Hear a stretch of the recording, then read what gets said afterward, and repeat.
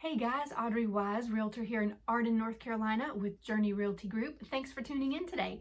I'm assuming you have heard the term due diligence before and you're wondering what exactly that means. Today I'm going to answer that question for you. Due diligence, by definition, is the buyer's investigative process into the property. It is when the buyer can invite experts to come out and do inspections. It's the period of time where the attorneys will do a title search and make sure that that seller is in fact legally able to sell you the property, and allows you to determine whether you want to go forward and complete the purchase or not. During that due diligence period, you can terminate the contract for any or no reason at all. So to explain a little bit about how that works, once you make the offer and you and the seller are under contract, then you're going to immediately move forward with lining up your inspections, any inspections that you may want to have done. And that's totally up to you. You may want to have a home inspection done. I always recommend that my buyers at least have a home inspection done. You may want to inspect for termites and pests. You may want to inspect for radon.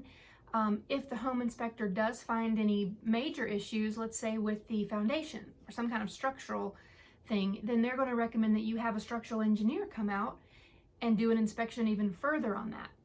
But basically, due diligence is a period of time that allows you to investigate that property to your heart's content and make sure that you know what you're buying, make sure that you know exactly what any problems are. Any findings that you get back from these inspectors' reports, you can then choose to continue to purchase the home as is, knowing about these issues, or you can take that information back to the seller and say, hey, we'd really like for you to pay for some of these costs.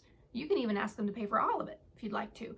They can say no, but it's a negotiating point between you and the seller. So you guys can work that out. What's the seller going to fix? What are you going to fix? Is anybody going to fix anything, or is no one going to fix anything? So again, you all can negotiate that out. But basically, the due diligence period gives you time to investigate that property. It's definitely in your benefit to investigate it thoroughly.